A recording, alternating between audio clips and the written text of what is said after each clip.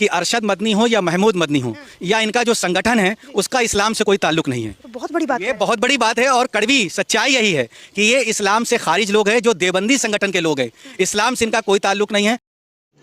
रुको जरा, सबर करो, बोला धक्का बुक्की नहीं करने का, आराम से लेने का। हाँ, इनका रूहानी वास्ता उस शेखुल अरबी वल अजम हुसैन अहमद मदनी के साथ है, जो खालिक दीन हाल में अपने फतवे का इजहार और ऐलान कर रहा है। मौलाना जौहर कदमों पे गिर पड़े, हजरत बयान को बदल दे, फरमाया बयान बदलता हूँ, ईमान बदल जाएगा, इसलिए मैं अपने फतवे का इजहार करता हूँ। पहले भी दिया था, अब भी देता हूँ, देता रहूंगा जब तक हुसैन अहमद मदनी के मुंह में जुबान बाकी है, सीने में कुरान बाकी है। मैं कहता रहूंगा, अंग्रेज तेरी फौज में भर्ती होना हराम है, हराम है। जो इस्लाम है वो सूफिज्म के बिना पर इस्लाम है, जो मज़ारों पर जाने वाले लोग हैं, मज़ारों पर आस्था रखने वाले लोग हैं। अगर हम बात करें तो गरीब नवाज जैसी हस्ती ने हिंदुस्तान में इस्लाम को फैलाया। और जब हम दूसरे तरीके से, हमारे यहाँ इस्लाम दो तरीकों में, एक शरीयत, एक तरीकत। तरीकत में जब हम देखते हैं तो गरीब नवाज को देखते हैं, जब शरीयत की बात होती है तो मुजद्दिद अल-फ़सानी और आला हज़रत की बात करते हैं। यानी तो इस तरीके से अगर पहले तो इस चैनल के माध्यम से लोग जान लें कि अरशद मदनी या महमूद मदनी का इस्लाम से कोई ताल्लुक ही नहीं है। मेरे दोस्तों, इनका रूहानी वास्ता उन उलमा के साथ है जिनको अम्मी ऐशा की इज्जत और अजमत के लिए इस्लामाबाद के टोल प्लाजे पे 80-80 गोलियां मार दी जाती हैं। इनका रूहानी वास्ता उस अहमद अली लाहौरी के साथ है जिनको बर्फ के बलाकों पे लिटा दिया गया, जिस्म ठंडा हो गया, उठाकर एक तरफ रखा। अंग्रेज कहता है, लाहौरी बताओ क्या हाल है? हजरत फरमाने लगे, जिस्म ठंडा हो चुका है, ईमान पहले से भी ज्यादा गर्म हो चुका है। कि नहीं, हमारा जो आइडियल है, हमारे जो हीरो हैं वो गरीब नवाज है, आला हजरत है, मुजद्दिद अल-फ़सानी है। हम किसी ऐसे लोगों को नहीं मानते जिनका इस्लाम से कोई ताल्लुक ही नहीं है। देवबंदी लोग क्या है फिर? जहाँ के वो प्रिंसिपल हैं अरशद मदनी, जिन्होंने ये कहा कि सब जाहिल हैं, मजहब हमारा जो इस्लाम है वही एक अच्छा मजहब है। नहीं, जाहिल तो कहने का पहले सवाल अर्थ होता ही नहीं है। जो है, हम सभी धर्मों का सम्मान करते हैं, सभी धर्मों की अपनी विशेषताएं हैं, हम इस्लाम में आस्था रखते हैं, इसलिए हमारी आस्था इस्लाम से जुड़ी है। लेकिन देवबंद जो है ये एक गिरोह है, एक गिरोह है, और ये गिरोह इस्लाम के नाम पर चलता है, लेकिन इस्लामी गिरोह नहीं है। ये इस्लाम का कोई असली भारतीय मुसलमान अगर कोई गिरोह है तो उसे अहले सुन्नत व जमात, इस दौर में उसे बरेलवी मुसलमान कहा जाता है। हाँ, यही असली मुसलमान है भारत के। बरेलवी मुसलमान असली मुसलमान है। और ये जो देवबंदी मुसलमान है, ये जो जितने भी गुट में, ये मुसलमान नहीं है।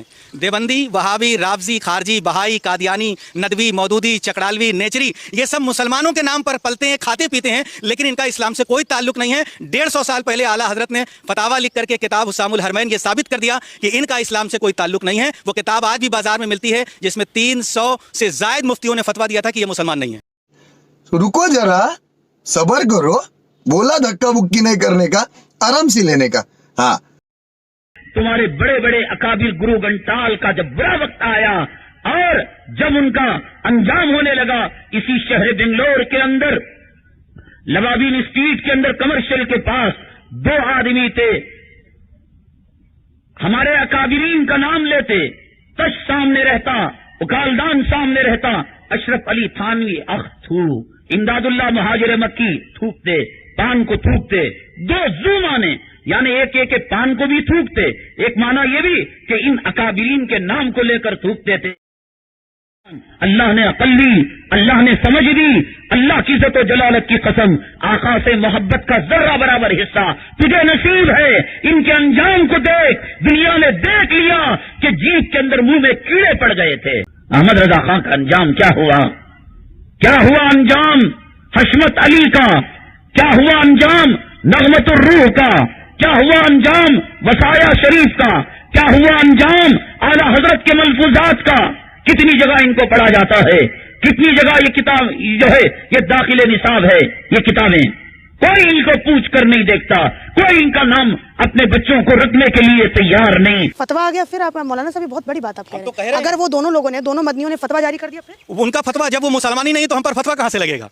पहले वो मुसलमान तो बन जाए फिर फतवा दें। जो इतने लोग, उनको 100 साल पुराना संगठन माना जाता है, ये आपका उनका हो सकता है, लेकिन इस्लामी संगठन नहीं है, वो देवबंदी संगठन है। पहले भारत की सरकार और यूपी सरकार ये जाने कि ये इस्लामी संगठन नहीं, ये देवबंदी संगठन है, और मज़ारों से जुड़े लोगों से संपर्क करें और बरेली शरीफ जाएं, वहां के मौलानाओं से मिले, तब जाकर के पता चलेगा कि भारतीय मुसलमान कौन है। प्यारे बच्चों, जो कुछ करना था कर लो, अब्बू आ रहे हैं। دیوبند کی عظمت کو ترازو میں نہ تول، دیوبند کی عظمت کو ترازو میں نہ تول، یہ تو ہر دور میں انمول رہا ہے۔ علماء دیوبند انمول، انمول کا معنی جس کی قیمت ہی نہیں لگائی جا سکتی۔ ہاں انگریز کے مقابلے میں شیخ الہند مولانا محمود اعظم دیوبندی کی قیمت لگا کر دکھاؤ، کیسے لگاؤ گے؟ ہاں 1857 کی جنگ آزادی میں قاسم العلوم والخیرات بانی دارالعلوم دیوبند حجت الاسلام والمسلمین حضرت امام مولانا محمد قاسم نانوتوی، اللہ اس کی قبر پہ کروڑوں اربوں رحمتیں نازل فرمائے، آپ قیمت لگا کر دکھاؤ، کیسے لگاؤ؟ کس بنیاد پہ؟ دیوبند کو رب نے ہر دور میں ہیرے دیے ہیں۔ سونا تو بہت کم چیز ہے، سونے میں تو شاید کچھ اور ملتا ہے تو تب جا کر وہ زیور بنتا ہے، دیوبند کو تو رب نے سونے سے بڑھ کے ہیرے دیے ہیں۔ سنیے، خدا کی قسم علماء دیوبند کو رب نے وہ ہیرے دیے ہیں۔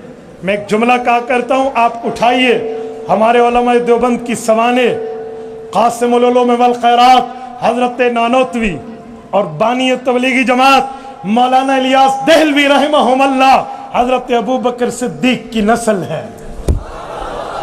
مجدد الف ثانی شیخ احمد سرہندی، حکیم الامت مولانا اشرف علی تھانوی حضرت عمر فاروق کی اولاد ہے۔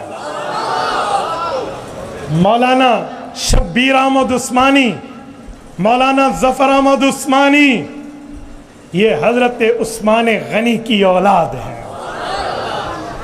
مولانا سید اصغر حسین دیوبندی، ابن شیر خدا مولانا مرتضی حسن چاندپوری، حضرت مولانا سید انور شاہ کاشمیری، شیخ العرب والعجم مولانا حسین احمد مدنی، سیدنا حیدر کرار کی اولاد ہے۔ دیوبند کو تو رب نے ہر میدان میں ہیرے دیے۔ میں کہتا ہوں اگر دین پھیلانے کی باتیں ہوں تو اللہ نے دیوبند کو مولانا الیاس دہلوی دیا